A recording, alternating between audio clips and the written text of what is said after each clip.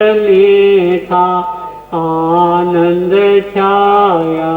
देव देवियाँ मंगल गाया, धर्म का तू अवतार कहाया।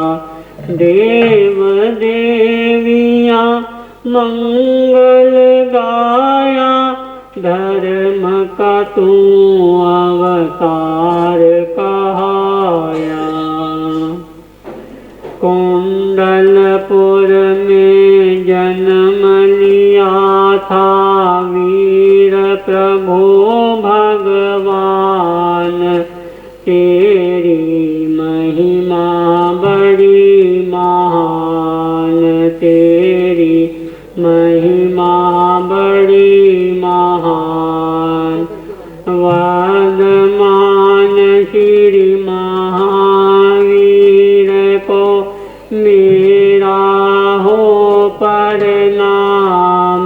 तेरी महिमा बड़ी महान, तेरी महिमा बड़ी महान। फेरी जिसने तेरी माला, उसका संकट तूने टाला। फेरी जिसने तेरी माला, उसका संकट तूने टाला। चंद्रकोशिया जैसे तारे, बड़े बड़े शैतान। तेरी महिमा बड़ी महान, तेरी महिमा बड़ी महान। वर्धमान श्री महावीर को मेरा हो प्रणाम। तेरी महिमा बड़ी महान, तेरी महिमा बड़ी महान। यज्ञ बलि को दूर हटाया, दया धर्म का नाद गुंजाया। यज्ञ बलि को दूर हटाया, दया धर्म का नाद गुंजाया। छुआछूत का भूत भगाया, मानवता का मान बढ़ाया। छुआछूत का भूत भगाया, मानवता का मान बढ़ाया। ज्ञान मुनि जिन धर्म का जग में खिला खूब उद्यान। तेरी महिमा बड़ी महान, तेरी महिमा बड़ी महान। वर्धमान श्री महावीर को मेरा हो प्रणाम।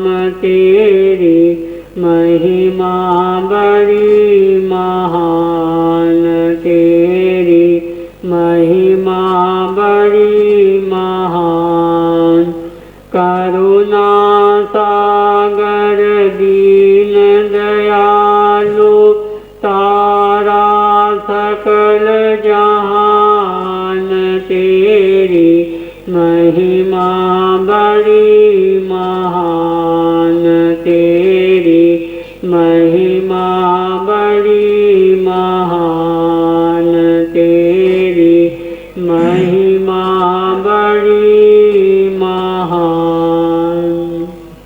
बोलिए शासनपति भगवान महावीर स्वामी की। दान सेत्यं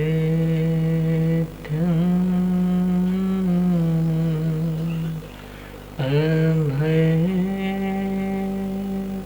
पयां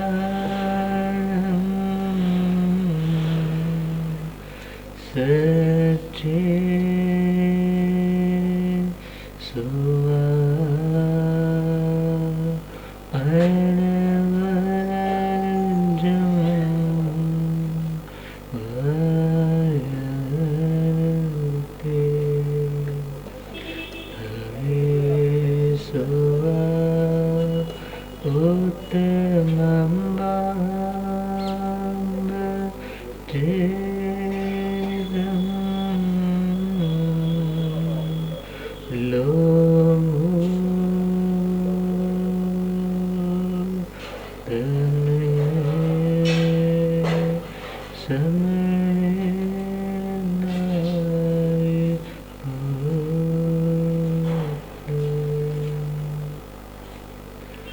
गुरु चरणों में वंदन नमन करेंगे। बड़ी श्रद्धा एवं आस्था के साथ एक बार श्रवण और दूसरी बार पीछे बोलने का प्रयास करें। जी हाथ जोड़े गोरानो मेरी वंदना जी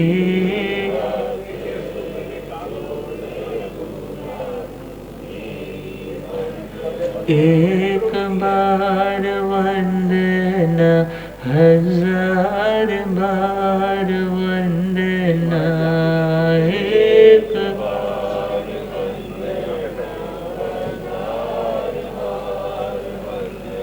लाख बार वंदना करोड़ बार वंदना लाख बार वंदना करोड़ बार वंदना जी हाथ जोड़े गोरानो मेरी वंदना जी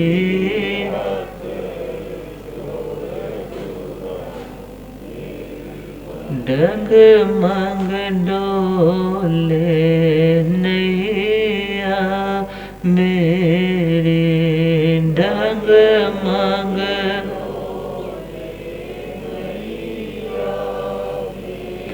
मुझको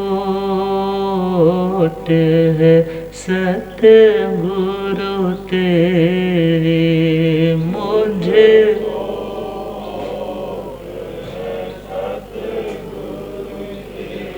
जी हसा भवसागर पार लंघना जी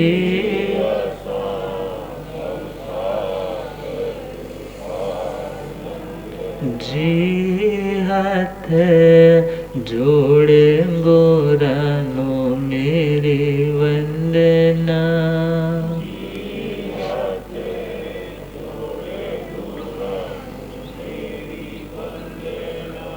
अनंत अनंत शांति के निकेतन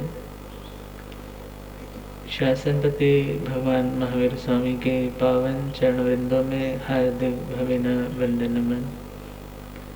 मेरे अंधेरे जीवन को रोशनी प्रदान करने वाले परम उपकारी आगम ज्ञान के भंडार आगम ज्ञाता आगम पुरुष जी शास्त्र रतन हिमाचल केसरी उपाध्याय भगवंत श्रद्धे गुरुदेव श्री जितेंद्र मुनि जी महाराज साहब के पावन चरण कमलों में हार्दिक भावना वंदन। आदरणीय सेवाभावी श्री प्रशमित मुनि जी, धर्म सभा में उपस्थित धर्म अनुरागियों, सुशीलवती माताओं एवं बहन, असीम पुण्यदेव से आप सबको संतों का समागम और वीतरागवाणी श्रवण करने का सुअवसर प्राप्त हो रहा है। ज्ञान को जागृत करने में बाधक कारणों की चर्चा चल रही है,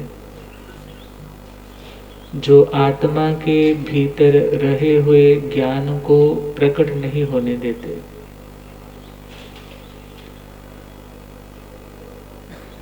प्रश्न आ जाता है कि हमें ज्ञान सीखना क्यों चाहिए,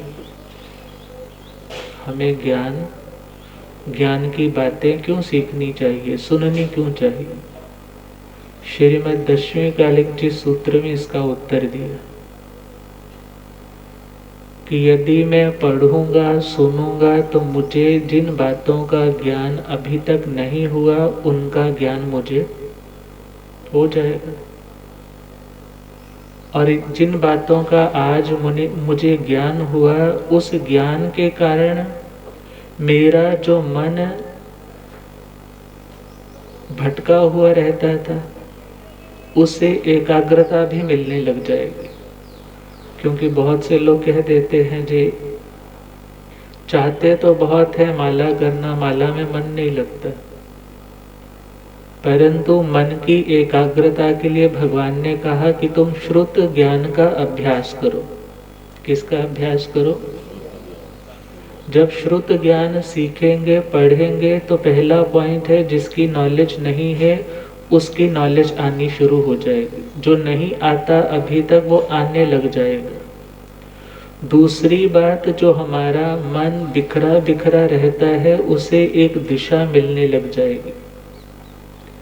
ये तो बात हुई प्रेजेंट की, और फ्यूचर के लिए भगवान ने तीसरा पॉइंट दिया, जो व्यक्ति स्वाध्याय करेगा उसका फ्यूचर में भविष्य में कभी मन उचाट होने लगे, मन कभी उसका उदास होने लगे तो उस उदास मन को या भटके हुए मन को भी वो सीखा हुआ ज्ञान दिशा निर्देश देगा कि तुझे ऐसा करना, ऐसा नहीं करना, इस मार्ग पर चलना, इस मार्ग पर नहीं चलना।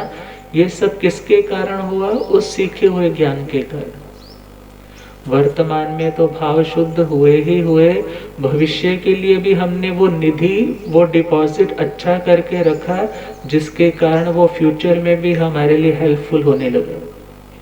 और चौथी बात है, हमने ज्ञान सीखा है, हमने अभ्यास किया, चिंतन किया, मनन किया, तो कभी हमारे आस में पड़ोस में कोई अपना है, कोई दूर का भी है, आपके पास आता है और उसका मन अशांत है, उस व्यक्ति के प्रश्नों के ढेर है और उन प्रश्नों में उलझा रहता है।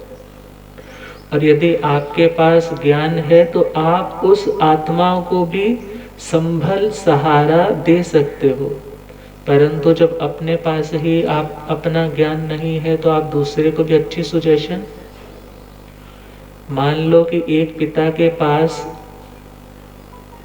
5 करोड़ की प्रॉपर्टी है और उन 5 करोड़ की प्रॉपर्टी में 4 बेटों में 1-1 करोड़ उसने दे दिया। अब दे तो दिया, परंतु सबका भाग्य, सबकी मेहनत एक जैसी नहीं होती। 3 बेटों का तो बहुत काम चल रहा है, परंतु एक बेटा ऐसा है कि उसका जितना भी पैसा कमाया था वो सारे का सारा फैक्ट्री बंद हो गई और जितना पैसा था वो सारे का सारा हाथों से चला गया। अब बाप तो बाप है, अब बाप सोचता है कि यदि आज मेरे पास है तो मैं अपने बच्चे को दोबारा से स्टैंड कर सकता हूँ। पिता क्या सोचता है? यदि मेरे पास है तो मैं अपने बेटे को पुनः स्टैंड कर सकता हूँ, और यदि मेरे पास भी ना होता तो। और वो पिता अपनत्व के कारण अपने बच्चे के लिए पुनः खर्चा करता है और जो डिपॉजिट रखा है उसमें से कुछ ना कुछ उसको देना शुरू कर देता है। अर्थात जिसके पास है वो दे सकता है, जिसके पास नहीं है वो नहीं दे सकता। और दुनिया के धन में तो हम देते हैं तो घटता हुआ दिखाई देता है, मगर ज्ञान के धन में ऐसा नहीं है। इसमें तो है आप जितना देते हो, जितना बांटते हो, उतना ही मल्टीप्लाई होने लग जाता है, उतना ही आपका ज्ञान बढ़ने लग जाता है। तो श्रुत ज्ञान का लाभ क्या हुआ? यदि आपने वो श्रुत ज्ञान अर्जित किया है तो आप दूसरे के अज्ञान को भी दूर कर सकते हो, दूसरे की समस्याओं का भी समाधान कर सकते हो। तो ये बात हुई श्रुत ज्ञान की। परंतु इस ज्ञान की प्राप्ति में जो बाधक है, भगवान ने कहा अह पंचहिं ठाणेहिं जेहिं सिक्खाने लभई थम्बा कोहा पमायण रोगेणालसेण्य। 5 ऐसे बाधक कारण है जो हमें ज्ञान का अभ्यास करने नहीं देते, जो हमारे भीतर रहे हुए ज्ञान के प्रकट होने नहीं देते। और पहला वो कारण बताया था अहंकार, दूसरा कारण बताया क्रोध को, तीसरा कारण बताया प्रमाद को, चौथा कारण बताया रोग को। रोगी व्यक्ति भी स्वाध्याय करना चाहता है, अपनी साधना में आगे बढ़ना चाहता है, परंतु उन रोगों के कारण उसका मन स्थिर नहीं रहता। अरे सभी के सभी उन जिन कल्पी मुनियों की तरह आत्म बल के धनी तो नहीं होते कि यदि जीवन में कोई शारीरिक समस्या आई भी है तो उस समय भी समता के मेरु पर्वत की भांति और डोल निष्कंप बने रहे। परंतु सामान्य साधकों के लिए भगवान ने कहा यदि तुम्हारा तन अस्वस्थ है, मन अस्वस्थ है, तो तुम्हारी साधना देखा जाए तो निरंतरता से स्मूथली आगे नहीं बढ़ सकेगी। इसलिए शरीर का भी यथा योग्य ध्यान रखना, केयर रखना भी आपकी ज्ञान की साधना में एक महत्वपूर्ण भूमिका निभा देता है। और 5वां कारण है आलस्य। 5वां कारण कौन सा? आलस्य कोई अपरिचित है? किसी काम को पोस्टपोन करते जाना, डिली डेलिंग करते जाना, डेफर करते जाना, लटकाते जाना, खुद भी लटके रहना और दूसरों को भी। ये किसके लक्षण है? आलसी व्यक्ति। प्रमाद है मेंटल लेजीनेस और आलस्य है फिजिकल लेजीनेस। जो हमारी मेंटल लेजीनेस है, सुस्ती है, वो देखा जाए हमारा प्रमाद है। जो मोहनीय दशा में हम बातें बोलते हैं, जो मदहोशी में क्रियाएं करते हैं, वो प्रमाद में आ गए। परंतु जो फिजिकल लेजीनेस के कारण हम यूं ही टाल मटोल कर रहे हैं, वो आ गया आलस्य के अंदर। और एक शब्द आता है लस। आलस शब्द हम समझ रहे हैं। लस बोलते हैं कांति को। किसको बोलते हैं? जैसे बोलते हैं इसकी लाइट देखो कितनी चमक रही है, इसका लश्कारा पड़ रहा है। लश्कारा शब्द तो आता है, मीन्स इसकी ब्राइटनेस बहुत ज्यादा है। और जो व्यक्ति जितना ब्राइट होता है उतनी ज्यादा उसकी अट्रैक्शन होती है। और ब्राइटनेस देखा जाए उसको लस बोला जाता है। और आलस जिसमें ब्राइटनेस नहीं है, जिसमें कांति नहीं है, उसको हम आलस बोलते हैं। और अलसस्य भावयति आलस्यम, अर्थात जिसमें ब्राइटनेस नहीं होगी, जिसमें चमक नहीं होगी, जो डल होगा, उस व्यक्ति को हम क्या बोलेंगे? आलसी। उसको क्या बोलेंगे? कारण क्या? जब आप कोई काम करते हो, कोई क्रिया करते हो, भले छोटा छोटा अपना गोल अचीव करने के लिए लगे हुए हो, तो आप जो जो काम कर रहे हो, जो जो आपकी जॉब कंजमेट हो रही है, उसके कारण आप में पॉजिटिविटी आ रही है। उसके कारण मन में एक संतोष, एक कॉन्फिडेंस बढ़ रहा है कि मैंने जो सोचा था वो पूरा हो रहा है। और उसके कारण भले आपने दुनिया का कोई कॉस्मेटिक यूज नहीं किया जिससे चमक आप बनावटी खरीदते हो, बल्कि आप मेहनत कर रहे हो, और उस मेहनत के कारण आपके चेहरे पर क्या रहती है? एक चमक, एक ब्राइटनेस रहती है। और उस ब्राइटनेस के कारण देखा जाए अन्य लोग भी आपसे इंस्पायर रहते हैं कि इस व्यक्ति का ग्लो ही अलग है। और विचार करना, जो व्यक्ति ब्राइट है उस व्यक्ति के साथ सब जुड़ना चाहेंगे, परंतु जो व्यक्ति खुद ही डल है, जिस व्यक्ति के न चेहरे पे रौनक है, न जो व्यक्ति क्रियाशील है, ऐसा व्यक्ति धीरे धीरे जो लोग जुड़े थे वो भी उससे अलग होने लग जाते हैं। और विचार करना होगा, जो व्यक्ति आलसी है उस व्यक्ति के चेहरे पर रौनक नहीं होगी। जो व्यक्ति आलसी है, क्योंकि वो व्यक्ति मिले हुए मौके को, मिले हुए वक्त को टालता रहेगा। कल कर लेंगे, परसों कर लेंगे, चौथ को कर लेंगे। समय निकलता गया और हाथों से वो अपॉर्चुनिटी निकल गई और वो अपॉर्चुनिटी किसी दूसरे ने सीज कर ली, किसी दूसरे ने उसको मिले हुए मौके को अपने झोली में डाल लिया और लाभ उसको हो गया। और आज वो व्यक्ति मात्र हाथ पर हाथ धर करके बैठा था और आज हाथ मलने के अलावा उसके पास कुछ भी नहीं। और वो व्यक्ति पश्चाताप के कारण अपनी, देखा जाए तो भीतर की ब्राइटनेस ही उसकी मंद पड़ गई। और जिस व्यक्ति का मन भीतर से बुझा है उस व्यक्ति का चेहरा कभी खिला हुआ। और जब व्यक्ति आलसी होगा, आलसी व्यक्ति अपने मिले हुए मौकों का सही संरक्षण संवर्धन नहीं कर पाता, मिले हुए अवसर का पूर्णतया लाभ नहीं ले पाता। और जब समय हाथों से निकल जाता है फिर उस समय सोचता है, प्लान करता है, यदि ऐसा होता तो मैं ऐसा करता, ऐसा होता तो मैं ऐसा करता।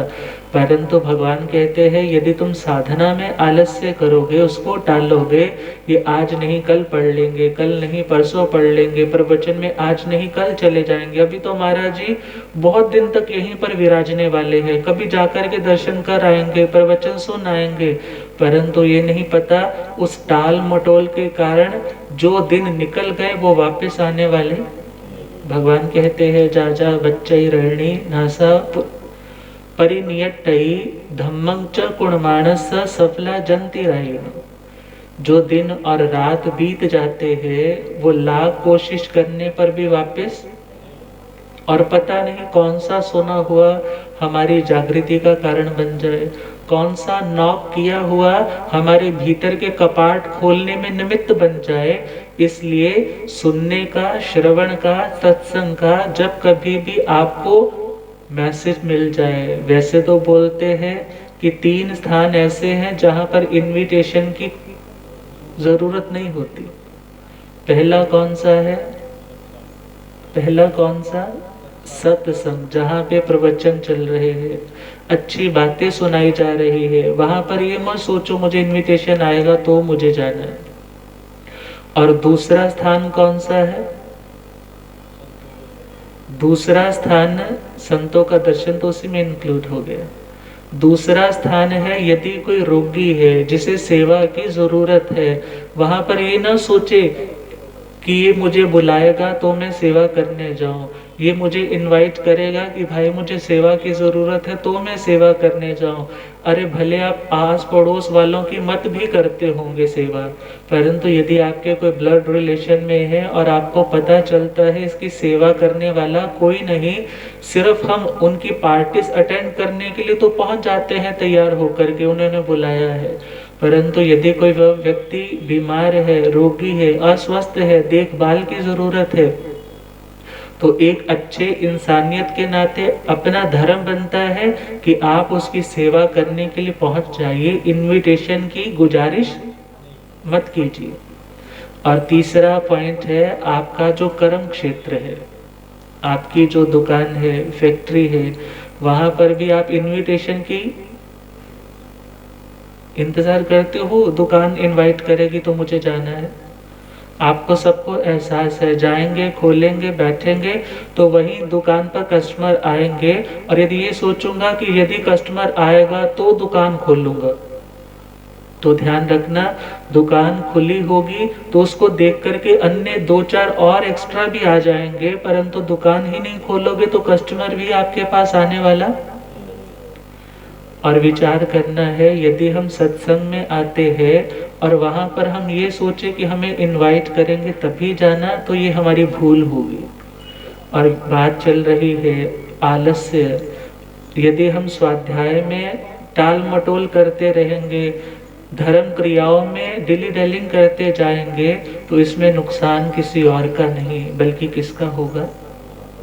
अपना ही होगा। इसलिए कहा जाता है जो आज कर सकते हो, कहते हैं कल करना सो आज कर, आज करे सो पल में परले होएगी, बहुरी करेगा कर। परंतु लोगों ने इसको चेंज ही कर दिया, वो क्या बोलने लग पड़े, आज करे सो कल कर, कल करना सो परसों, अरे इतनी जल्दी काहे को, अभी जीना है परसों। परंतु विचार करो, हु नोस कि आज हम बैठे हैं, बोल रहे हैं या सुन रहे हैं, आज बैठ करके कुछ अच्छा कर भी रहे हैं, कल को वो जान प्राण रहेंगे या नहीं रहेंगे। इसलिए कहा अच्छी क्रियाओं के लिए डिली रेलिंग नहीं, डेफरमेंट नहीं, डिले नहीं, पोस्टपोन वाला कॉन्सेप्ट छोड़ दीजिए। जो कर सकते हैं अच्छा, उसे जल्दी से जल्दी एग्जीक्यूट करने की कोशिश कीजिए। और यदि करते जाओगे तो करते करते एहसास होगा कि मुझे आज तक इन बातों का ज्ञान, क्योंकि अज्ञानी व्यक्ति क्या करता है, थोड़ा सा सीख लिया, सोचता है मेरे जैसा ज्ञानी इस दुनिया में। परंतु जब वो पढ़ता जाता है, चिंतन मनन करता जाता है, तो उसे ऐसा लगता है कि अभी ज्ञान का समुद्र इतना अथाह है जो अभी टिल अनएक्सप्लोर्ड है, जिसको मैंने अभी तक देखा ही नहीं, जाना ही नहीं। परंतु मैं अभी तक मात्र थोड़े से ज्ञान को लेकर कितना उछल रहा था, परंतु जैसे जैसे ज्ञान की गहराई बढ़ती है तो उस व्यक्ति को लगता है कि अभी मैंने कुछ भी नहीं सीखा। एक छोटा सा फार्मासिस्ट हो सकता है, उसे लगता होगा कि मैं अब डॉक्टर के इक्वल हो गया। MBBS डॉक्टर को लगता होगा कि नहीं, मैंने जो पहले सोचता था बल्कि मुझे अभी इतना नहीं आता। MD डॉक्टर होगा तो वो भले अपने एक सब्जेक्ट में स्पेशलाइजेशन के साथ है, परंतु उसको भी क्या लगता है, मेरे पास तो एक की ही स्पेशलाइजेशन है, परंतु भी इतने ढेर सारे फील्ड्स हैं जिनके बारे में मुझे पता पूरी तरह से। अब विचार करो, जैसे जैसे लेवल अपग्रेड होता है, अपने अज्ञान का व्यक्ति को बोध होने लग जाता है। परंतु यदि हम उन्हीं छोटे से सर्कल में बैठे रहेंगे, हम सोचेंगे मेरे जैसा कोई ज्ञानी नहीं, तो ध्यान रखना वो अहंकार आपको आगे बढ़ने नहीं देगा। तो भगवान ने कहा इन 5 बाधक कारणों को जानना है, समझना है और इन्हें दूर करने का अभ्यास करना है। तो इसी के ऊपर सुंदर सा भजन भी लिखा हुआ है, प्रेम से सुनना है, प्रेम से गुनगुनाना है। 5 कारणों से जीवन में शिक्षा नहीं मिलती, 5 कारणों से जीवन में शिक्षा न मिलती, बगिया न खिलती, शिक्षा न मिलती। आह पंच हिम ठाणे हिम जय हिम से खान लभई, आह पंच हिम ठाणे हिम जय हिम से खान लभई। ये प्राकृत लैंग्वेज है, फिर भी भगवान की भाषा। तंबाकू अपमायण रोगेण लसेण्य, तंबाकू अपमायण रोगेण लसेण्य।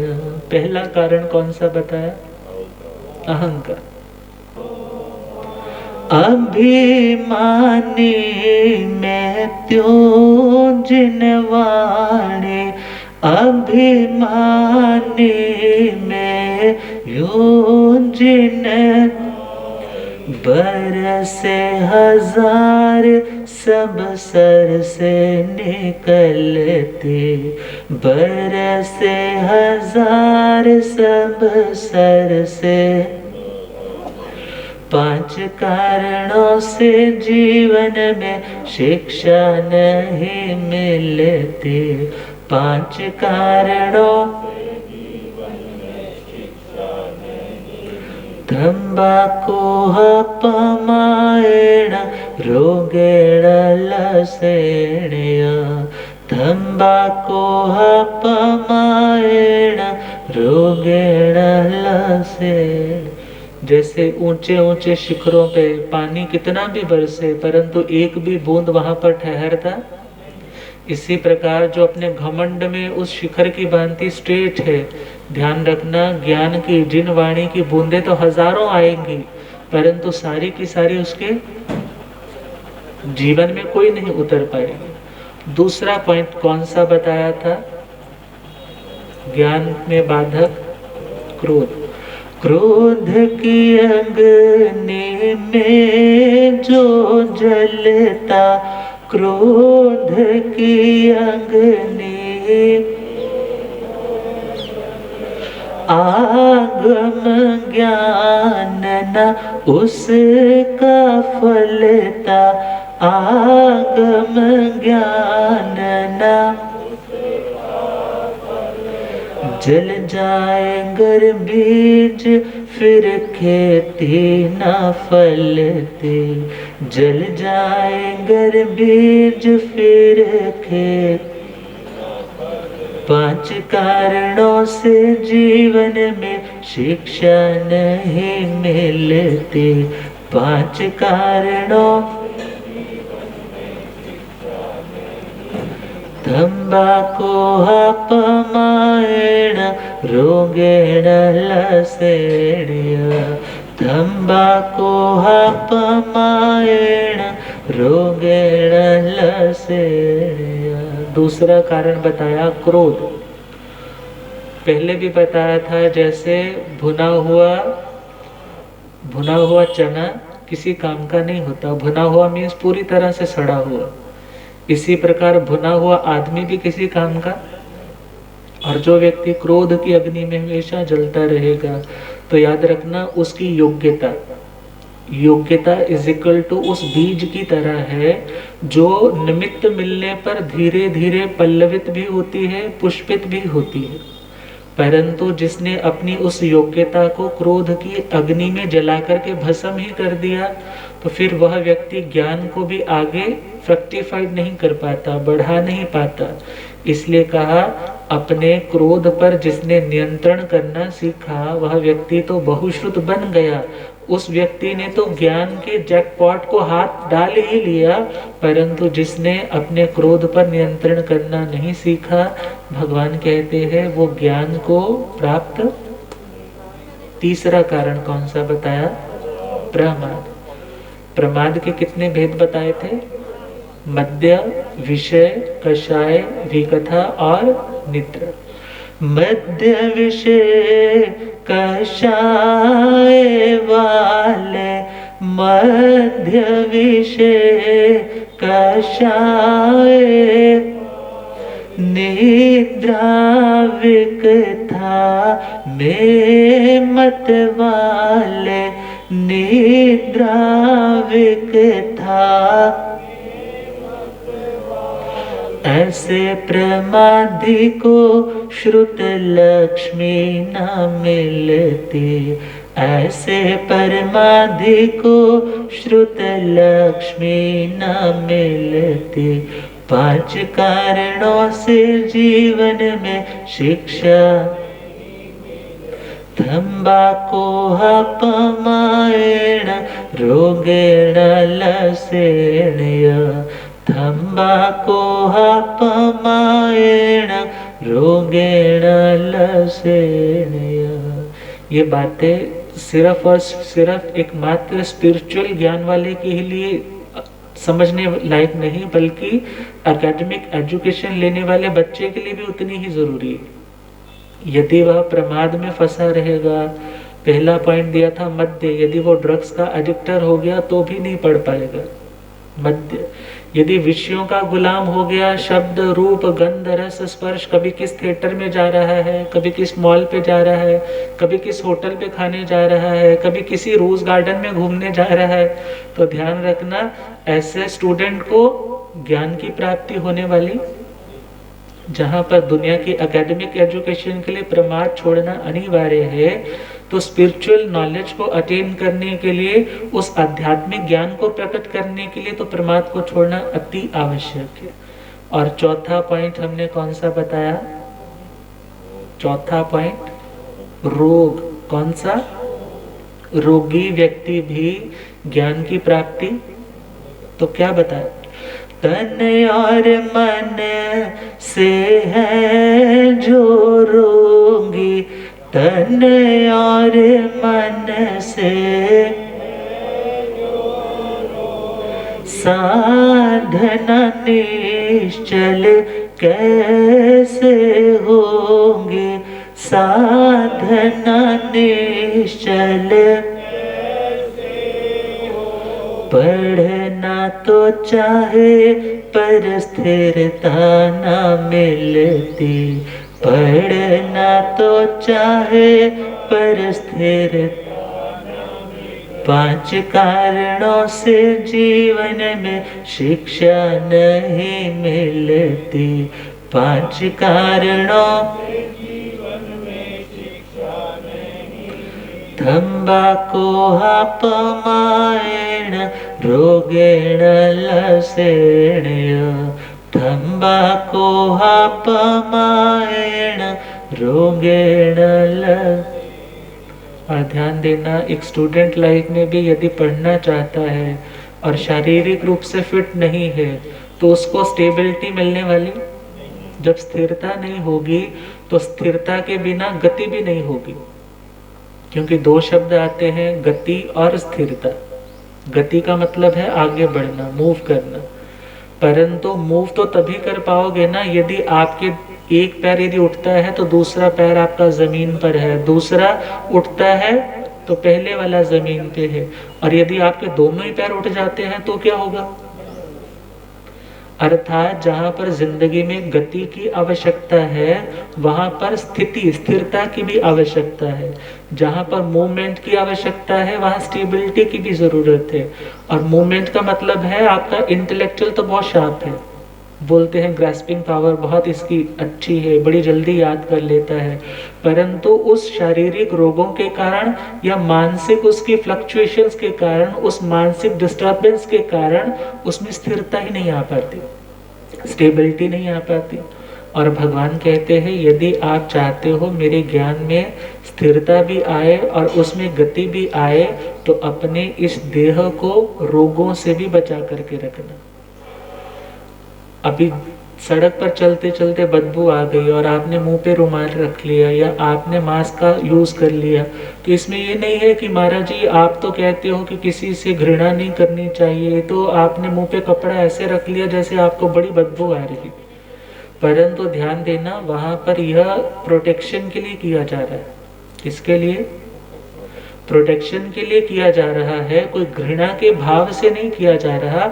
और प्रोटेक्शन के लिए भगवान ने कहीं पर भी मना नहीं किया। और यदि आपके शरीर में कोई रोग का संक्रमण हो गया, उसके पास दवाइयां तो आपको उससे भी ज्यादा ढेर सारी खानी पड़ेंगी। अर्थात अपने देह की रक्षा इसलिए करना कि मेरी साधना निश्चल चल सके। निश्चल का मतलब है विद स्टेबिलिटी के साथ आगे बढ़ सके। तो 5वां कारण कौन सा बताया? कौन सा बताया? बोलने में आलस मत करो। कौन सा बताया? आलस। मुझे याद आया कि एक बार एक आदमी फॉरेन विजिट करके आया और दिल्ली के प्लेटफॉर्म पे उतरा होगा और बाहर निकला और क्या देखा कि एक आदमी घड़ों की जिसकी बाहर डिस्प्ले कर रखा है सड़क पे फुटपाथ के ऊपर, और एक घड़े के ऊपर सिर रख करके ऊँघ रहा है, सो रहा है। उसने आते ही देखा और क्या सोचने लगा, मुझे आज पता लगा मेरा ये इंडिया, मेरा ये भारत तरक्की क्यों नहीं कर रहा। जहाँ लोग यूं ही बेकार में सोए रहेंगे वहां पर तरक्की होने वाली। उसको हिलाया और क्या बोला, अरे भाई उठ। कहने लगा हाँ बोल। कहने लगा उठ और अपनी इस घड़े को अपने हाथ में लेकर के इसको बजा और लोगों को बोल ये दुनिया का सबसे सर्वश्रेष्ठ घड़ा है। कैसा घड़ा है? दुनिया का सबसे दी बेस्ट घड़ा है। इसमें पानी ठंडा रहता है, इसमें रखा हुआ पानी हाइजेनिक रहता है और इसका पानी पीने वाले को कभी कोई रोग नहीं लगता। कहने लगा फिर क्या होगा? कहने लगा जब तू ऐसा बोलेगा तो बड़ी बड़ी कोठियों वाले भी ना तेरी इस छोटी सी झोंपड़ी के आगे भी अपनी गाड़ी लगा करके वो घड़ा खरीद कर जाएंगे और बड़ी मोटी रकम तुझे दे करके जाएंगे। कहने लगा फिर क्या होगा?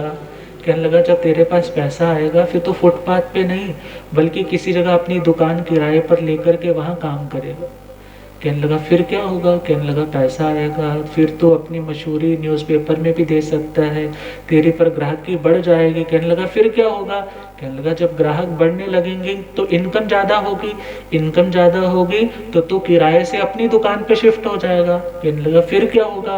कहने लगा जब तेरी दुकान होगी फिर तेरी न्यूज़ चैनल्स में भी तू अपनी एडवर्टाइजमेंट देता रहेगा और फिर तेरे पास पब्लिक और बड़े बड़े लोग आने लग जाएंगे। कहने लगा फिर क्या होगा?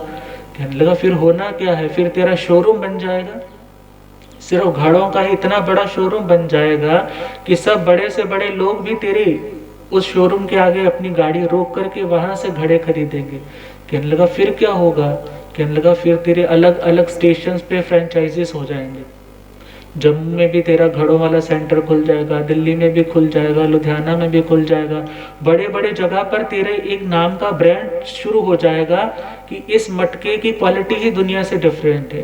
कहने लगा फिर क्या होगा, कहने लगा फिर होना क्या है, फिर तू आराम से एक जगह बैठ करके एसी के नीचे बैठ करके सोना।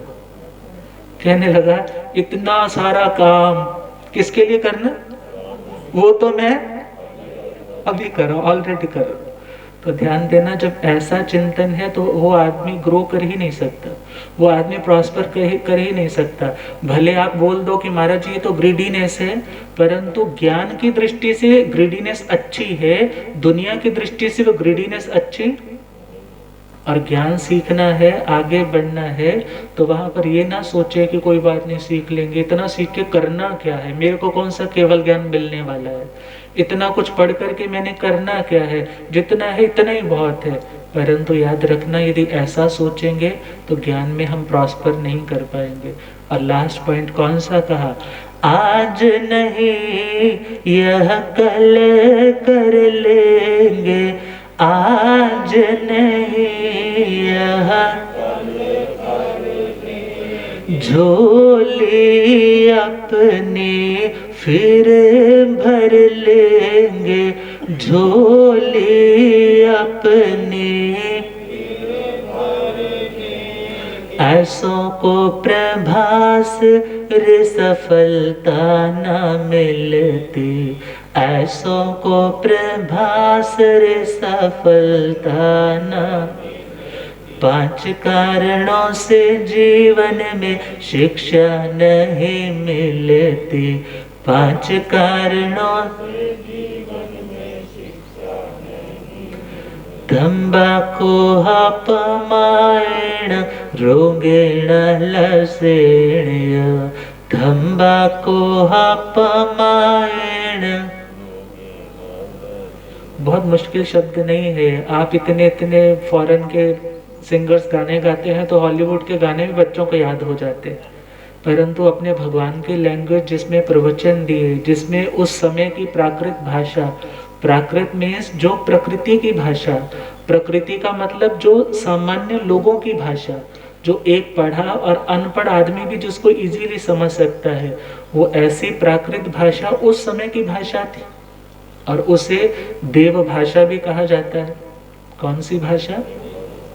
और भगवान की भाषा में ऐसा अतिशय भी होता है कि भगवान ने जैसा बोला और जिस जिस लैंग्वेज को जानने वाले वहाँ पर लिसनर्स हैं, वो भाषा उसी में कन्वर्ट हो जाती है। किस में कन्वर्ट हो जाती है? उसी रूप में कन्वर्ट हो जाती है। परंतु ये भाषा तो देव भाषा, गणधरों ने जिन्हें गुम्फित किया, परंतु वो श्रुत का झरना निकला किनके मुख से? तीर्थंकर भगवान परमात्मा के श्री मुख से। और विचार करना, उनके मुख से निकला हुआ एक एक शब्द ऐसा पवित्र है, यदि हम भी अपनी जुबान पर लाएंगे, हमारी जुबान भी पवित्र होगी और हमारा अंतर मन भी पवित्र होगा। तो क्या कहा?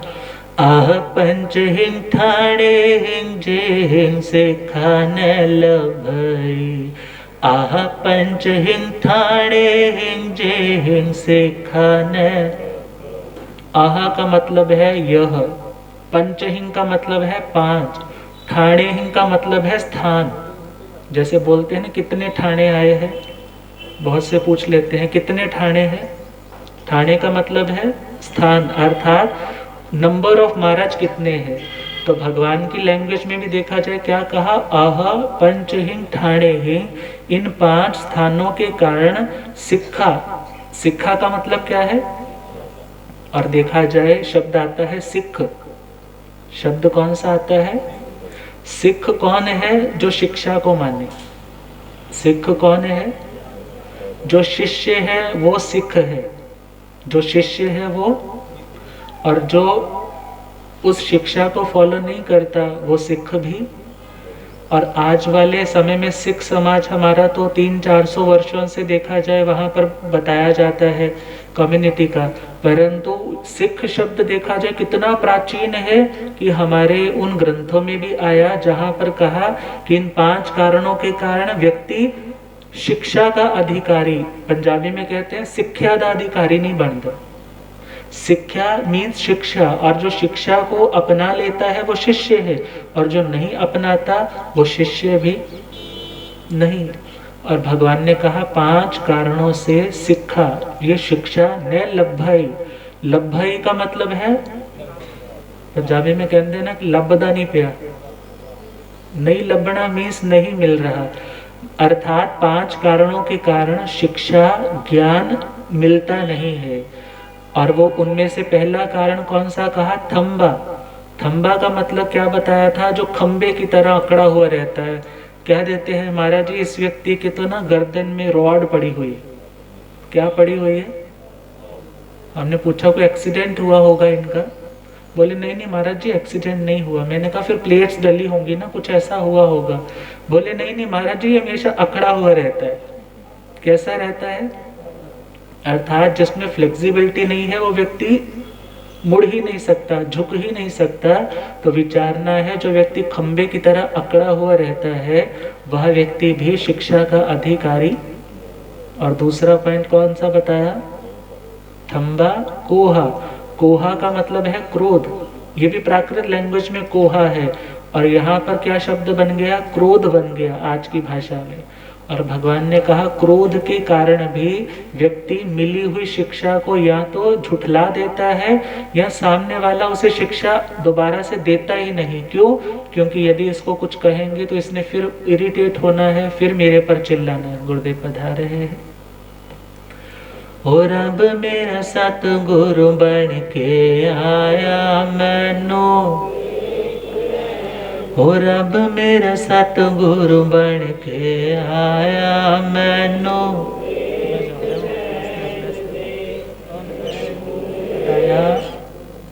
रोग, रोगेण, ये तृतीया विभक्ति है। इसका अर्थ होता है रोग के कारण या रोग के द्वारा। रोग के आने पर भी शिक्षा का मार्ग बाधित हो जाता है, इसलिए रोगों से भी बचाव रखना। और 5वां कारण कौन सा बताया? आलसेण। आलसेण देखा जाए ये प्राकृत का है और हिंदी में बन गया आलस्य। और आलस्य यदि जीवन में है तो उसके जीवन में ब्राइटनेस नहीं तो उसका साथ देने वाला भी कोई नहीं। और भगवान ने कहा यदि अपने काम को उत्साह के साथ करते रहोगे तो आपके उत्साह को देख करके अन्य लोग भी आपके लिए हेल्पफुल होने लग जाएंगे। परंतु जब स्वयं ही उत्साह छोड़ दिया तो आपका उत्साह बढ़ाने वाला भी कोई नहीं मिले। इसलिए इन 5 कारणों को समझना है, जानना है और इन बाधक कारणों को साधक के रूप में कन्वर्ट करना है। तो इन्हीं मंगल कामनाओं के साथ आज परम गुरु भक्त परिवार कहे श्री केएल जगदीश परिवार, श्री जगदीश चंद्र जी का, श्री रविंद्र जी का परिवार, हमारे प्रवीण जी भले 4 भाई हैं, सभी की भावना रहती है। उनकी बहनें भी आई हुई है, एक जम्मू से और दूसरी नदौन से। वैसे तो बोलूं तो पूरे के पूरे लुधियाना को ही ऐसा गुरुदेव से रिश्ता है जैसा अपना परिवार होता है। और आप लोगों की ये भक्ति भावना, ये प्रेम और ये श्रद्धा और निरंतर बढ़ती रहे और ज्ञान के जो साधन मिल रहे हैं आपको इनसे लाभ मिलता रहे। इन्हीं मंगल कामनाओं के साथ अपने वक्तव्य को विश्राम देते हैं। अब पूज्य श्रद्धेय गुरुदेव जी हमारे साथ कृपा करेंगे। श्रद्धा भक्ति प्रेम से अंतःकरण की गहराइयों से चीखना नहीं, और ज्यादा धीरे भी नहीं बोलना कि पास वाला सुन ना सके। बोलिए भगवान महावीर। ठीक है। पावन चरित गुरुदेव जी, बंधु मन वच काये,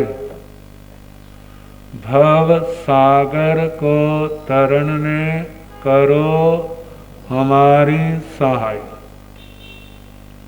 जिन शासन जिन वाणी सदा जयवंतो, श्रवण संग सदा अविचल मंगल हो।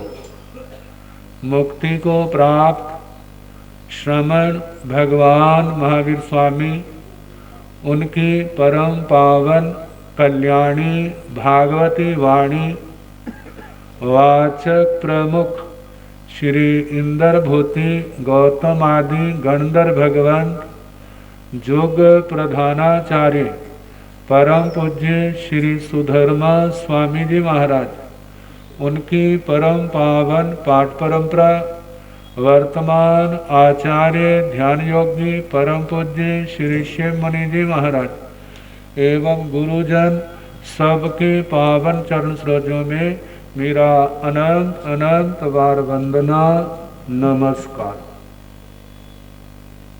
उपस्थित धर्म प्रेमी सज्जनों, माताओं तथा बहनों, सबकी आत्मा अनंत आनंद का स्रोत है, अनंत समाधि है, लेकिन सब ने गवा दी है। अथाह समुद्र है शांति का आत्मा के अंदर, लेकिन पास में कण मात्र भी महसूस नहीं हो रही। ऐसा क्यों?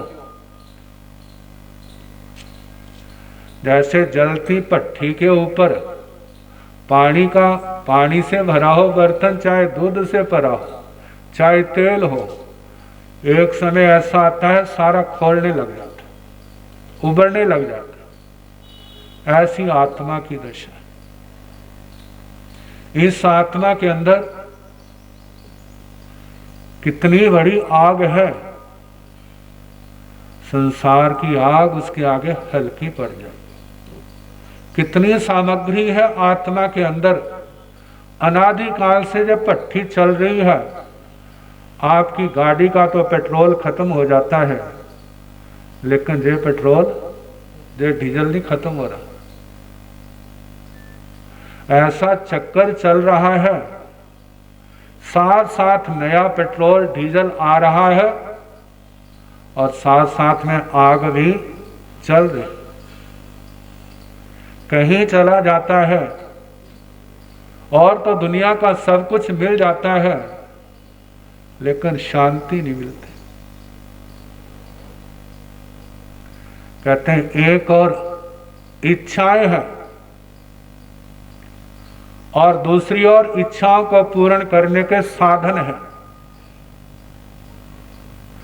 और उन साधनों का सेवन करते 18 पापों का सेवन है। वह चक्कर अनादिकाल से चल रहा है। मोह के कारण इच्छाएं पैदा होती हैं और इच्छाओं से मोह पैदा हो रहा है। जैसे कहते हैं ना, बत्तख ने मुर्गी ने अंडा दिया और अंडे ने आगे नई मुर्गी को जन्म दे दिया। जैसे संतान से प्रवाह से उनका संसार चल रहा है, मनुष्यों का संसार चल रहा है। जैसे आज बच्चे हैं, उसके माता पिता, उसके माता पिता, उसके माता पिता, उसके माता पिता, चलते जाओ। इसकी शुरुआत नहीं है, लेकिन समापन किया जा सकता है। एक है नैतिक तरीके से, एक है अनैतिक तरीके से। अनैतिक तरीके से जो आजकल कर रहे हैं, गर्भ में बच्चे को समाप्त कर देते, यह है अनैतिक तरीका, अन्यायकारी। एक नैतिक तरीका है, आजीवन ब्रह्मचर्य का नियम ले लो, आगे संतान का प्रवाह रुक जाएगा। ये नैतिक है, जहां किसी का घात नहीं, जहां पर अपनी इच्छाओं का घात है। पुराने कर्म उदय में आते हैं तो इच्छाएं पैदा होती हैं, इच्छाएं पैदा होती हैं, उसको पूर्ण करने के लिए फिर नए पाप कर्म करते हैं, नए पाप कर्मों से कर्म बनते और जब कर्म बंद है उन्होंने फिर उदय में आना है, फिर इच्छाओं को पैदा करना है। बस ये अनादिकाल से चलता आ रहा। अब इस परंपरा को रोकना है, उस अनंत समाधि को पाना है, तो भगवान ने उसका संदेश दिया। कल आपको बताया था संयम। संयम का मतलब अपने आप को रोकना। अपने आप को रोकना कहां से? पाप से, ताकि नया पाप कर्म ना बंधे। जे ऐसे ही है जैसे कि कर्जदार ने कर्ज लेना बंद कर दिया, नया ऋण लेना बंद कर दिया। अब नया लेना तो बंद कर दिया है, लेकिन जो पहले लिया है वो तो देना पड़ेगा। कहते सम्मानित ढंग से वापिस कर दो, फिर आपको अपमानित नहीं होना पड़ेगा। यदि आप नहीं वापिस करोगे तो जिसने दिया है वो घर आकर के हल्ला मचाएगा और आपकी इज्जत को खत्म करेगा। और ऐसा नहीं है वो छोड़ देगा। और ये कर्ज ऐसा है, जे नहीं मर गए तो छुटकारा हो गया, मरने के बाद फिर क्या करना पड़ेगा? उसने फिर आ जाना है किसी ना किसी रूप से उस कर्ज को लेने के लिए। और जब तक देंगे नहीं तब तक छुटकारा नहीं होगा। ये कर्म चक्कर ऐसा है। अब संयम ने तो रोक दिया, नया कर्ज नहीं लेकिन पुराना। उसके लिए भगवान ने कहा तपस्या करो। क्या करो? तपस्या करो। तपस्या का मतलब क्या है?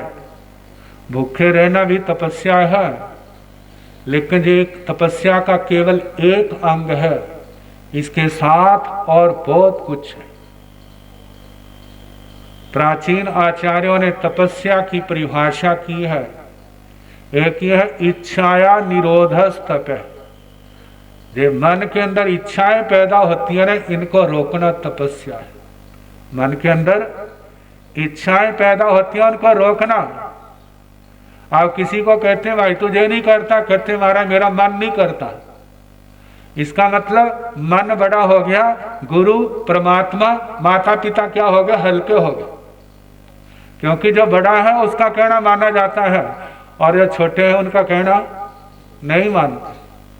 कहते मन नहीं माना इसलिए नहीं किया। कहा मन के अनुसार चलोगे तो याद रखना कभी आपको सफलता नहीं मिलेगी। मन के अनुसार चलोगे कभी आपको सफलता नहीं मिलेगी और कभी आपको शांति नहीं मिलेगी। क्योंकि मन आज कुछ और है, कल कुछ और है, परसों कुछ और है।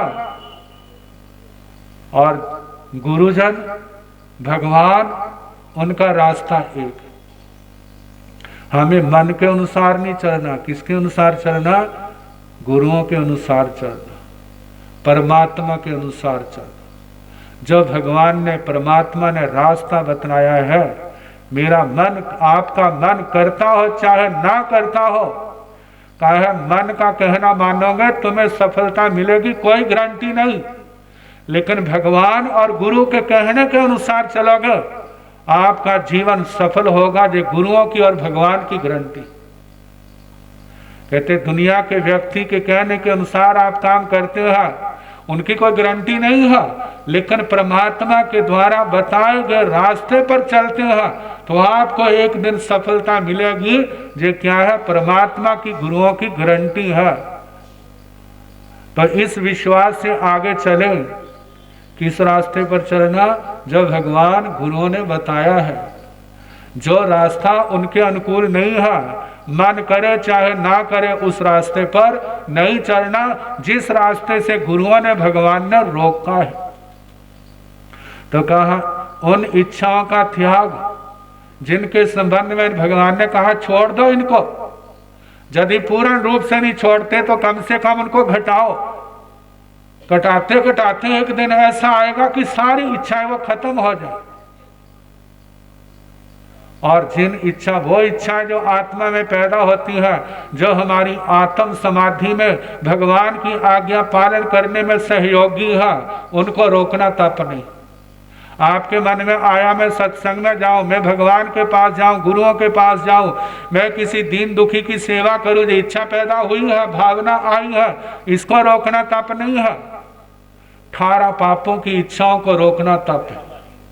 18 पापों के संबंध में हिंसा की है, झूठ की है, चोरी की, कुशील की, परिग्रह की, क्रोध, मान, माया, लोभ, राग, द्वेष, जितने पाप है, लड़ाई झगड़े की, इनके संबंध में जो इच्छाएं पैदा होती हैं उनको रोको। लेकिन रोकने में जोर लगता है। भगवान कहते हैं अप्पा चेव दम्य अपो अप्पा हु खलु तू दम्मो अप्पा दंतो सुही होई असिंग लोए परथय। आत्मा का दमन करना चाहिए। आत्मा का दमन आसान नहीं, बड़ा मुश्किल है। लेकिन जो आत्मा का, मन का, इंद्रियों का दमन कर लेता है, मतलब पाप से रोक लेता है, उसकी आत्मा जहां भी सुखी है, उसकी आत्मा पर भव में भी सुखी है। इसलिए आत्म संयम का रास्ता जो है वो आत्म दमन का रास्ता है। आत्मा के अंदर बल नहीं है, इसलिए आत्मा का दमन नहीं होता। आत्मा का, मन का, इंद्रियों का दमन करना है तो इसके लिए आत्म बल की जरूरत है। वो आत्म बल कैसे पैदा होगा? वो तपस्या से पैदा होगा। तपस्या करेंगे उससे पैदा होगा। अब तपस्या कितनी प्रकार की, मूल में तो ये परिभाषा कही, इच्छाओं का त्याग तपस्या है। दूसरी भाषा, द्वंद्वों में सम रहना, द्वंद्वों को सहन करना। द्वंद्व क्या है? जोड़े, भूख प्यास का, उसका भी सहना। जितना सहज, यानी अभी प्यास लगी है तो अभी पानी पी लो। अरे कुछ 15 मिनट 20 मिनट प्यास कैसी होती है उसको सहने का प्रयास करो।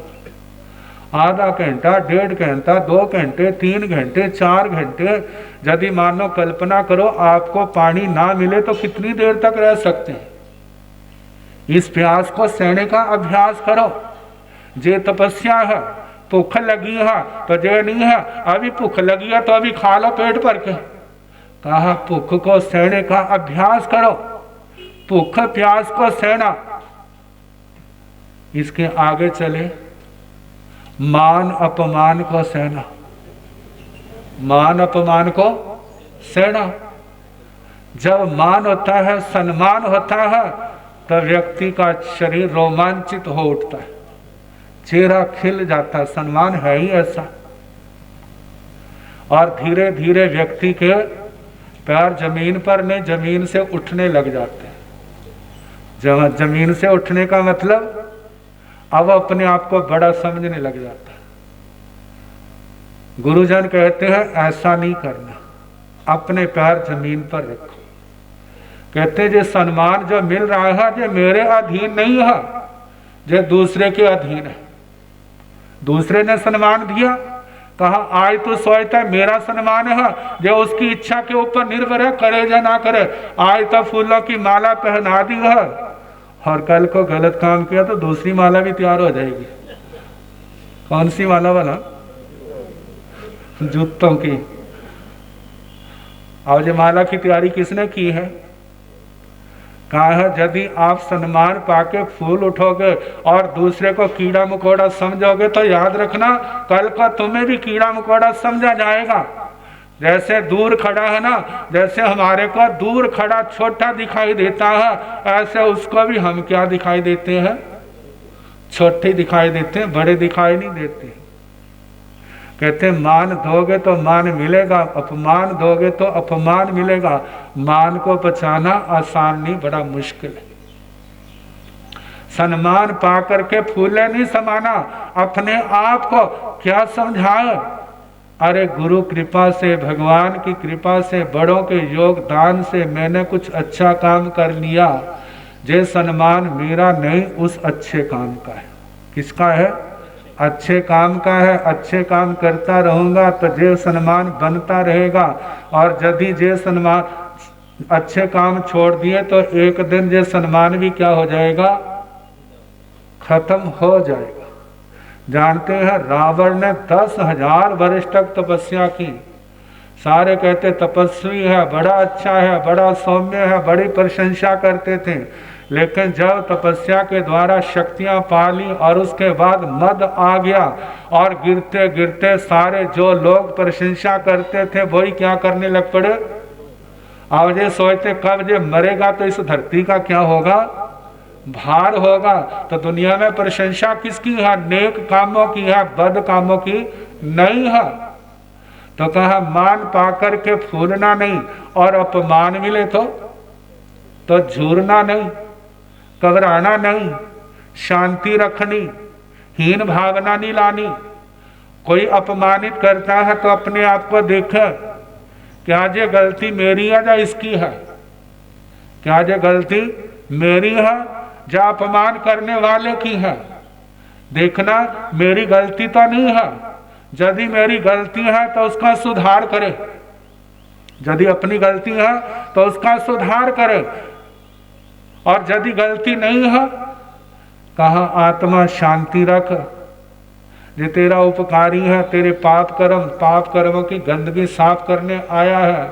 यदि कोई सफाई वाला आपका घर साफ करने के लिए आए तो क्या दरवाजा बंद कर देते, खोल देते हो, खोल देते हो ना। ऐसे ही इसके लिए भी दरवाजा खोल दे, तेरी गंदगी साफ करने के लिए आया है, शांति रख। कहा हो सकता है इस अपमान से जितने तेरे पाप कर्म समता रखने से टूट जाएंगे, हो सकता है 28 मास खमन करने से इतने ना टूटे। यदि तू शांति रखेगा तेरे पाप कर्म कटेंगे, और तेरी इस शांति का इसके ऊपर प्रभाव पड़ेगा। जब प्रभाव पड़ेगा तो जे भी अपनी गलती का एहसास करेगा, मैंने उसका अपमान किया, जो अच्छा नहीं किया। लेकिन इसके लिए सहना पड़ता है, और सहने में जोर कितना लगता है भला, सहने में जोर बहुत लगता है, कहने में जोर नहीं लगता। कहने को जो मर्जी कह दो किसी को, कहना बड़ा आसान है, लेकिन सहना, कहते सहना तपस्या है, कहना तपस्या नहीं है। कहना तब तपस्या होता है जब हमारी भावना नेक हो, हमारे वचन भाषा समिति से युक्त हो, हमारे वचनों में, हमारी वचना में करुणा हो, धर्म के संस्कार हो, तब कहने में धर्म होता है। और यदि बिना विचारे बोलते हैं तो इस जबान के द्वारा पाप कर्म का ही उपार्जन होता है। तो जोड़ा है कौन सा, मान और अपमान का, इनको सहना, सर्दी और गर्मी का, इनको भी सहने का अभ्यास करना। जितनी भी दुनिया के ऐसे द्वंद्व हैं उनको शांति से सहन करना। जो सहन करना क्या है, तपस्या है। सहने से क्या होता है, अपने पाप कर्म कटते हैं और पुण्य में वृद्धि होती है। कहते हैं रास्ता तो बड़ा अच्छा है, लेकिन इसके ऊपर चलना बड़ा मुश्किल है। लेकिन जब चलते हैं वो एक दिन इसके सहारे इस संसार को पार कर जाते हैं। जन्म जन्म के दरिद्र को नष्ट कर देते हैं, जन्म जन्म के दुखों को दूर कर देते हैं। तो बात चलनी थी इस दुर्भाग्य के ईंधन को, दुर्भाग्य को जलाने वाला कौन, पाप कर्मों को नष्ट करने वाला कौन, आत्मा को समाधि देने वाला कौन, वो कोई और नहीं, वो क्या है, तपस्या है। तपस्या से जन्म जन्म के पाप कर्म नष्ट हो जाते। संसार की कमाई में और इस धर्म की कमाई में कितना अंतर है। एक प्रसंग आता है, सेठों के 2 बेटे थे। माँ बाप तो बड़े अच्छे थे, कोई कमी नहीं थी, लेकिन औलाद नालायक निकली। हाँ, हम बड़े धनाढ्य हैं, जे अभिमान। तो आजकल तो कारें स्कूटर चलते हैं, पुराने जमाने में बैलगाड़ियाँ रथ चलते थे। तो एक समय की ऐसी बात, एक ओर से अपने रथ में एक बेटा आ रहा है और दूसरी ओर से सामने से दूसरा आ रहा है, और रास्ता इतना है एक समय में एक ही रथ निकल सकता है, 2 रथ नहीं निकल सकते। अब जब बीच में आ गए ना, अब वो कहने लगे भाई तू पीछे हट, वो कहने लगा मैं क्यों पीछे हट, तू पीछे हट। ये शालीनता का रास्ता नहीं है। शालीनता का रास्ता क्या है, भाई आप आ जाओ, मैं अपने रथ को पीछे कर देता हूं। और दूसरा कहता नहीं भाई आप ज्यादा आगे हैं, मेरे को मुड़ना कम पड़ेगा, इसलिए मैं पीछे हटता हूं, आप आ जाओ, कृपा करके पीछे ना हटो। देख ऐसा संवाद है। इसमें तो शान है ना। लेकिन पहले कैसा था, तुम पीछे हटो, तुम पीछे हटो, और क्या हो गया, वहां पर हटने के लिए कोई तैयार नहीं, रास्ता वही था। और जाम, आजकल जाम लगते हैं ना, लुधियाने के जाम तो प्रसिद्ध है। और ऐसे जाम जब लग गया है, कोई पीछे हटने के लिए तैयार नहीं।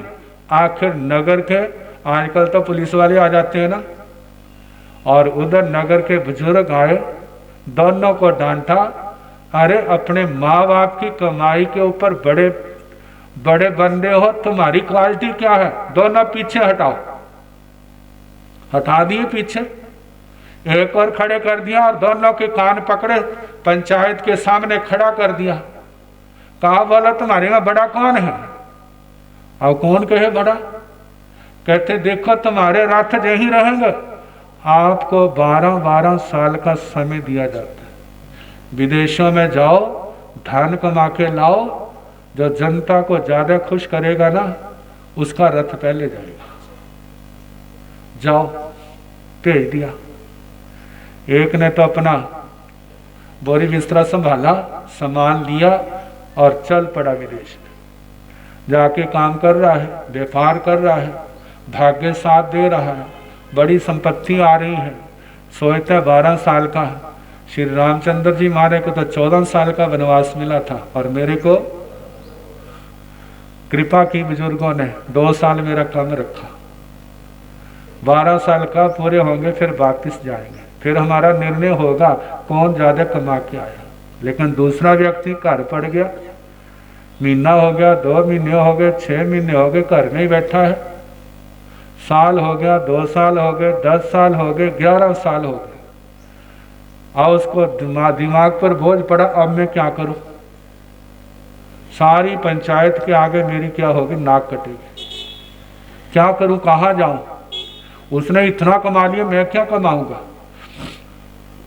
सोचता क्या करूं, घर छोड़ के चला था। कहाँ जाऊं? कहते कुछ पुण्य का उदय, कुछ अच्छे संस्कारों का उदय। सोचता है ऐसे अपमानित होने से अच्छा मैं साधु बन जाऊं तो अच्छा है। साधु बन जाऊंगा तो क्या होगा, कोई झगड़ा नहीं। और जाकर के किसी गुरुजी के पास जाके उसने दीक्षा लेकर शास्त्र पढ़ने लगा, तपस्या करने लगा। और तपस्या भी क्या, कभी व्रत, बेला, तेला, चौला, पंजोला, 6, 7, 8, 15 दिन, 2 महीने, 3 महीने चलते जा रहे हैं। ऐसे जिस समय साल का आखिर आया तो उसने तपस्या के द्वारा अपने शरीर को हड्डियों का ढांचा मात्र बन गया, मानो कोई दूसरा तन्ना अणगार पैदा हो गया। इतनी तपस्या। अब देखा मेरे शरीर के अंदर कुछ भी नहीं रहा। संयम पालन कर रहा है, स्वाध्याय कर रहा है, गुरुओं की सेवा कर रहा है, तपस्या कर रहा है। एक दिन गुरुजी को कहने लगा, महाराज इस जन्म में मैं जो कुछ कर सकता था मैंने कर लिया, और मेरे को आज्ञा दो तो मैं संथारा कर लूं। संथारे का मतलब जानते हैं ना, उपोषित समाधि मरण, उसकी तैयारी करो। गुरु ने भी अपने ज्ञान में देखा और उसको आज्ञा दे दी, और उसने संथारा कर लिया।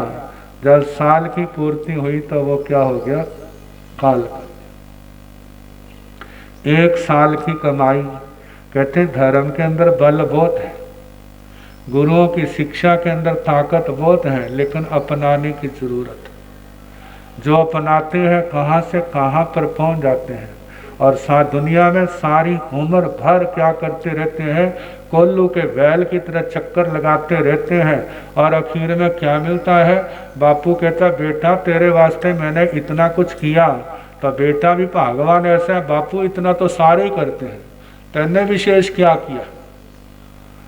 इतना तो सारे करते हैं, उनसे ज्यादा किया हो तो बताओ। मतलब उपकार को तो क्या मानना, और उल्टा क्या होगा, माँ बाप के ऊपर सवार हो जाता। कहते काल करके वो तो देवलोकों में चला गया, क्योंकि जितने गलत काम थे सबका प्रायश्चित कर लिया। गुरुओं की सेवा करनी, तपस्या, संयम, जप, तप, स्वाध्याय।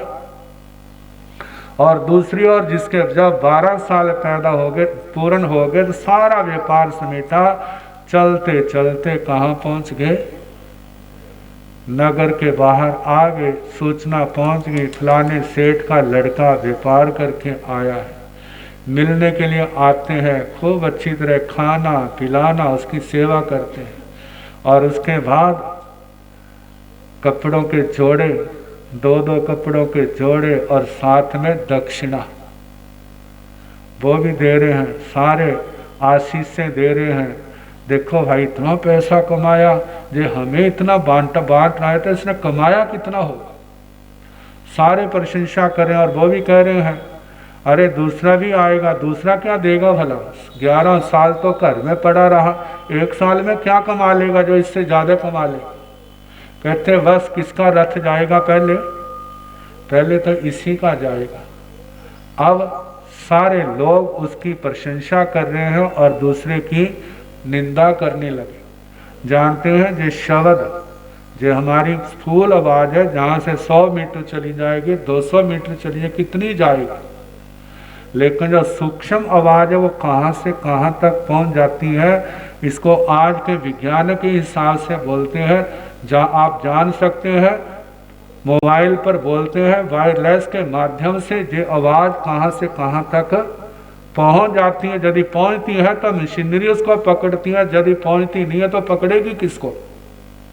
तो ऐसे ऐसे सूक्ष्म ध्वनियाँ जो है लोक के एक किनारे से लेकर दूसरे किनारे तक पहुँच जाती है, और जे उनकी निंदा के शब्द उस देवता के उस दूसरे के कानों में पड़ गए।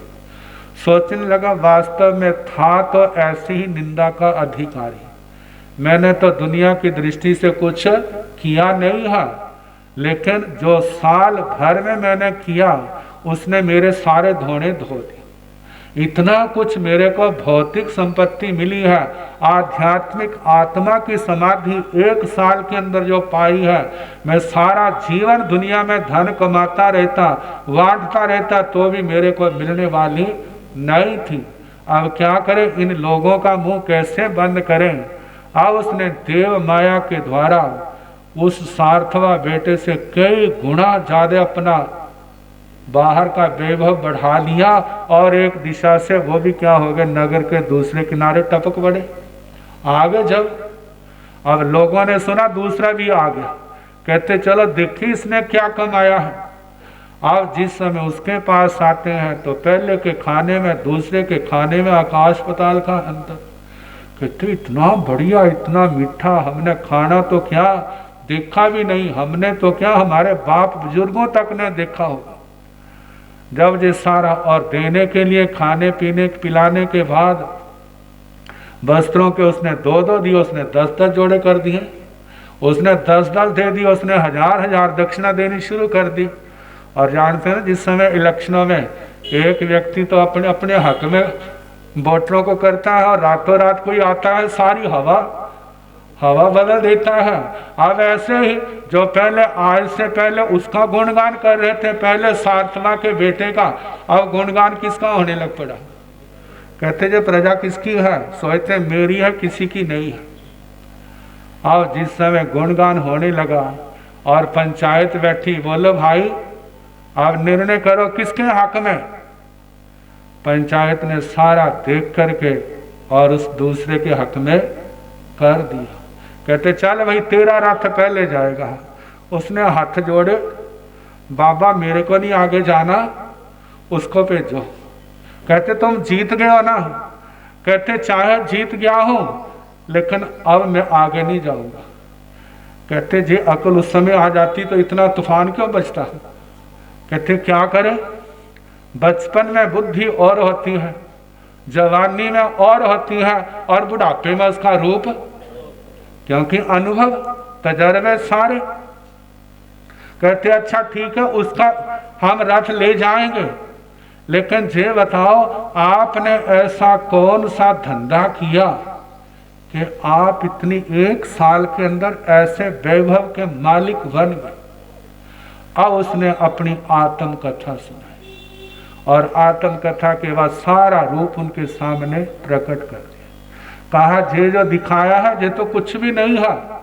कहते हैं संसार का धन दौलत, जे परिवार, जे देव रिद्धि, जे जो है सारी नश्वर है।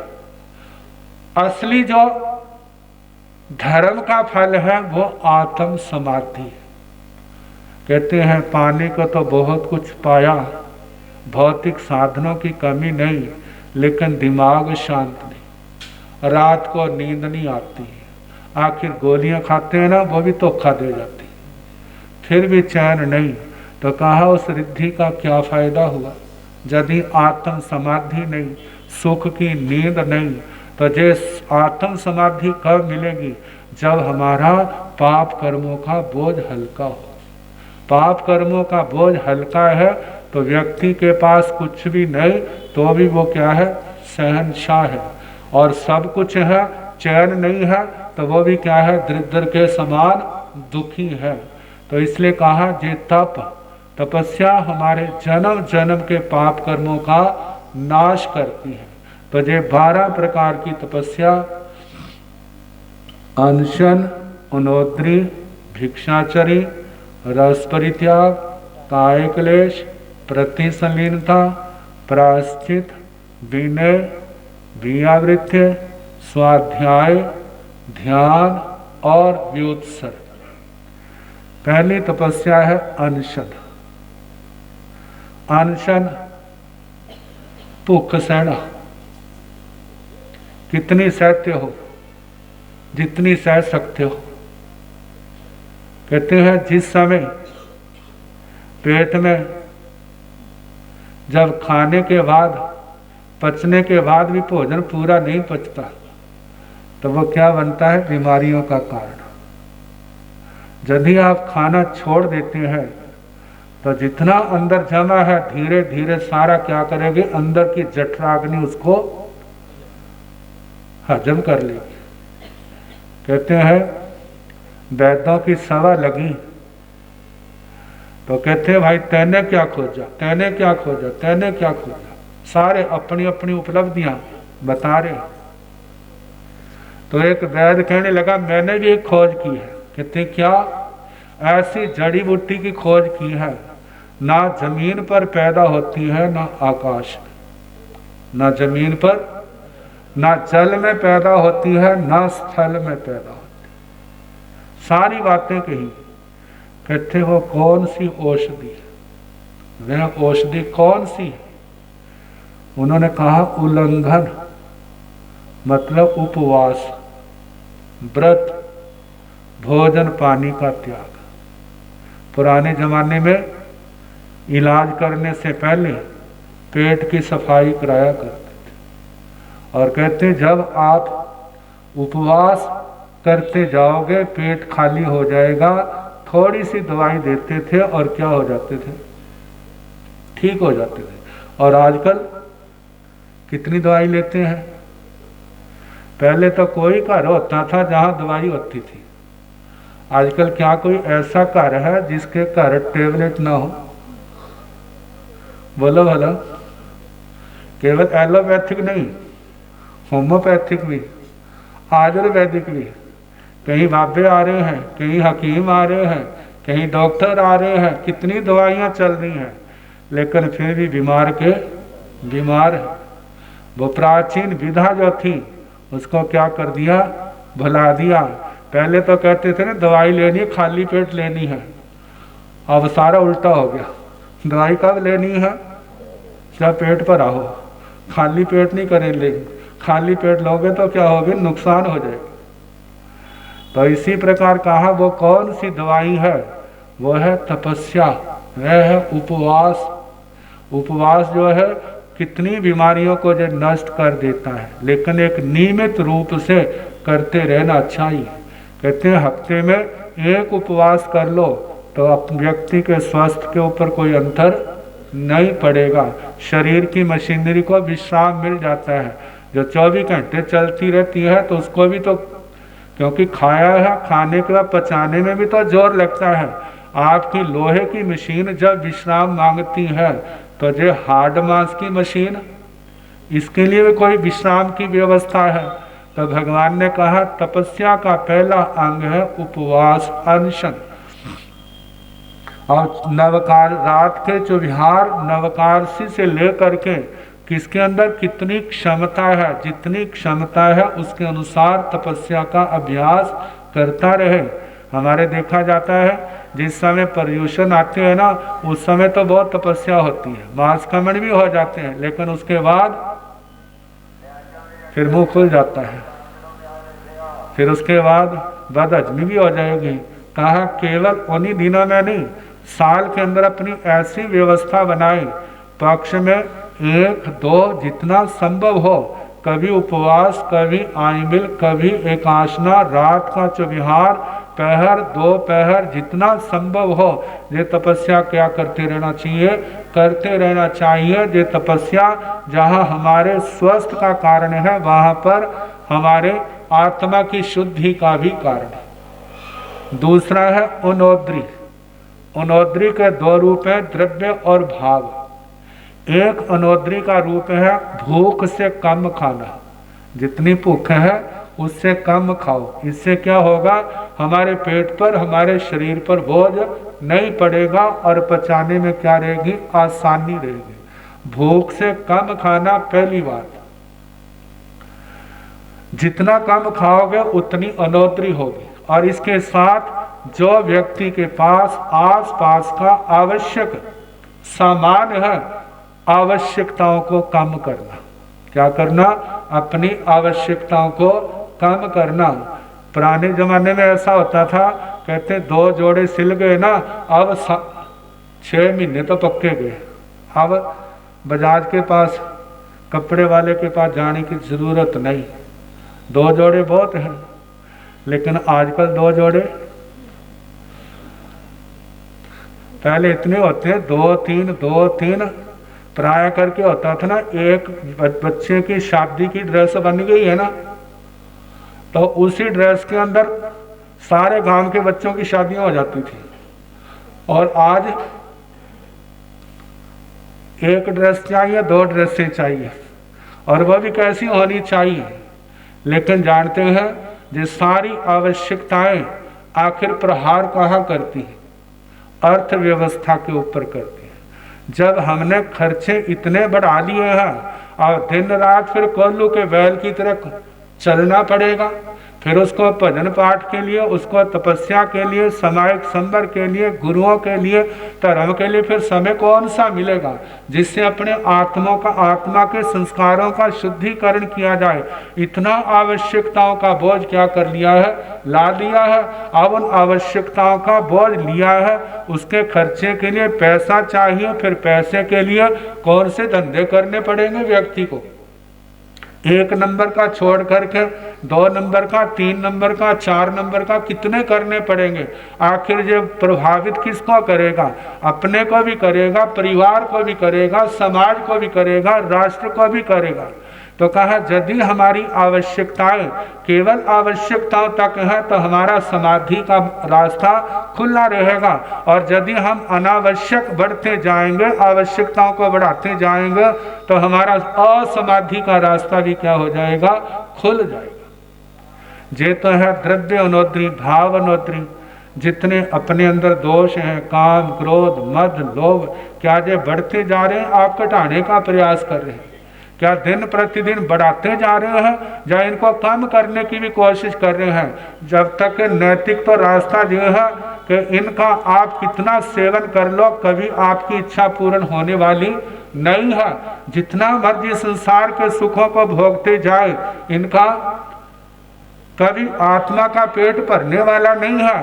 कहते संसार के सुखों को हम रोटी की तरह ना सेवन करें।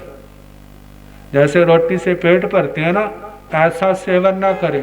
कैसा सेवन हो, औषधि के समान। किसके समान, औषधि के समान। औषधि से पेट नहीं भरा जाता, क्या लेते हैं, थोड़ी सी लेते हैं। ऐसे ही संसार के सुखों का केवल थोड़ा स्वाद लिया और उसके बाद क्या कर दो, उसको छोड़ दो, क्योंकि उससे पेट तो भरने वाला नहीं। कितने भी संसार के सुख आप भोग लें, फिर भी आप भूखे के भूखे रहेंगे। यदि केवल स्वाद तक सीमित रहे हैं, थोड़ा स्वाद लिया छोड़ दिया, कितने समय तक, जितना संभव हो, इससे क्या होगा, आपके विकार जो है वो आगे बढ़ेंगे नहीं। शास्त्रों में भगवान ने कहा अप कोहे, अप माणे, अप माए, अप लोहे, अप सद्धे, अप झंझे, अप कलह, अप तुमंग तुम्हें। क्या करो? क्रोध को कम करो, मान को कम करो, माया को कम करो, लोभ को कम करो। आप ज्यादा बोलने की आदत है तो उसको क्या करो? घटाओ। खिंचने की आदत है तो उसको घटाओ। तू मैं करने की, लड़ने की आदत है तो इसको क्या करो? कम करो। जितना कम करोगे तुम्हारे जीवन में जितने क्लेश हैं वो खत्म होना शुरू हो जाएंगे। घर की लड़ाइयाँ दूर हो जाएंगी, समाज की लड़ाइयाँ क्या हो जाएंगी? क्योंकि व्यक्ति ने अपने आप को कंट्रोल में कर लिया। जानते हैं दूसरे को दबाना आसान है, लेकिन अपने आप को दबाना इसमें जोर लगता है। लेकिन दूसरे को दबाने में बहादुरी नहीं है, अपनी आत्मा को दबाने में बहादुरी है। अपनी आत्मा को रोको गलत रास्ते से। तो कहा जे उनोद्री तप है जो आत्म समाधि का कारण है। तीसरा तप है भिक्षाचरी। साधु के लिए निर्दोष गोचरी करे, करो में जा करके थोड़ा ले, किसी पर बोझ नहीं, और अपना संयमी जीवन निर्दोष चले। और गृहस्थियों के लिए है कि न्याय नीति से अपनी आजीविका करनी, गलत ढंग से अपनी आजीविका नहीं चलानी। अपना जहाँ पर परिवार तो चलाना है, लेकिन इसके साथ ये भी रखें कि मेरे काम धंधे के माध्यम से किसी का नुकसान नहीं होना चाहिए। ऐसा काम करना, मैं भी दुनिया में शान से रहूं और दुनिया किसी प्रकार से डिस्टर्ब ना हो। तो इस प्रकार भिक्षाचरी, रस परित्याग, रसों को छोड़ना, ये भी तपस्या है। आप बीमार हो जाते हैं ना, डॉक्टर कहते हैं मीठा नहीं खाना, नमक नहीं खाना, तली चीजें नहीं खाना, ये नहीं करना। डॉक्टरों के कहे के अनुसार मानते तो है, लेकिन मन नहीं मानता। मन तो करता है, दूसरे खाते हैं और तरसता है, अरे अच्छा क्या मैंने पाप कर्म किए थे, मेरा खाना पीना भी क्या हो गया? बंद हो गया। भगवान कहते हैं दूसरे की अपेक्षा आप अपने विवेक से चले। खाने में, पीने में, इन सब बातों का ध्यान रखें। रसों को छोड़ना, कभी मीठा छोड़ दिया, कभी नमक छोड़ दिया, कभी घी छोड़ दिया, कभी दूध छोड़ दिया। जो है जितना इसका अभ्यास करोगे आपकी जवान आपके वश में रहेगी। जवान वश में है तो आपकी बाकी जो 4 इंद्रियां हैं वो भी आपके वश में आ जाएगी। यदि आपकी जवान बस में नहीं है तो सोचना बाकी इंद्रियां भी आपके बस में होने वाली नहीं है। यदि इंद्रियां अपने बस में नहीं है तो ऐसा व्यक्ति किसी भी क्षेत्र में सफलता नहीं पा सकता। कहा धर्म के अंदर तो क्या, संसार के अंदर भी उनको सफलता मिलती नहीं है। तो इनको महावीर परम पूज्य आचार्य श्री आत्माराम जी, परम पूज्य आचार्य श्री आनंद ऋषि जी, परम पूज्य आचार्य श्री देवेंद्र मुनि जी, वर्तमान आचार्य ध्यान योगी परम पूज्य श्री शिव मुनि जी, परम पूज्य गणावच्छेदक श्री लाल चंद जी, परम पूज्य गणावच्छेदक श्री गोकुल चंद जी, चारित्र चूड़ामणि परम पूज्य स्वामी श्री नेक चंद जी, पंजाब प्रवर्तक उपाध्याय श्रवण श्री फूल चंद जी, शासन प्रभावक उप प्रवर्तक पंडित रतन पूज्य गुरुदेव श्री जगदीश मुनि जी, आत्म कुल कमल दिवाकर भोले बाबा पूज्य श्री रतन मुनि जी, उत्तर भारतीय प्रवर्तक परम पूज्य श्री सुमन मुनि जी, नमो अरिहंताणं नमो सिद्धाणं नमो आयर्याणं नमो उभयझयाणं नमो लोये संसाहुणं एसो पंच नमोकारो सब पावपणसणो मंगलानंद सौम्य सिंह परमं वै मंगलम लोग सुजोय गृह धम दिथे रे जने अरिहंत गिन्ने सम चौबी संपी केवली ओ समज्ज वंदे संभव अभिनंदन सोमयुंच पौपह सोपासं जीणंच चंदपह वंदे सोविहिंच पहुदंतं सियल सिंहवासवजन विमलवणं तं च जिनं धम्मो सन्तिं च वन्दामि ग्रन्थमरं च मल्लिं वन्दे मणिसोऽयनमे जिनं च वन्दामि रत्नेपासन्तः बद्धमानं च एवं मे विद्वामिहिरिमलापाहिण जर्मर्ण च मे सम्पि जिणरा तिथेरामेव स्यन्तो कित्ते वन्द्ये मह्या जे लोग सुखमा सिद्धा आरोग्यवो हीलाः समाहि वर्मुतंदो चन्देषु निमल्लेरा आये चेसो ह्यं प्रयासेन सागरवर्गंभीरा सिद्धा सिद्धिं मादिसन्तो श्री चत्तारि मंगलारिहंता मंगलं सिद्धा मंगलं साहु मंगलं केवली पुनत्तो धम्मो मंगलं चत्तारि लोकोत्तमा रिहंता लोकोत्तमा सिद्धा लोकोत्तमा साहु लोकोत्तमा केवली पुनत्तो धम्मो लोकोत्तमो चत्तारि शरणं प्रवज्जामि अरिहन्ते शरणं प्रवज्जामि सिद्धे शरणं प्रवज्जामि साहो शरणं प्रवज्जामि केवली पुनतं धम्मं शरणं प्रवज्जामि चार शरण सुख करने दुख करने मंगल करने और शरण नहीं कोई जो भव प्राणी आश्रय अक्षय अमर पाठ। बोलिए भगवान महावीर स्वामी की।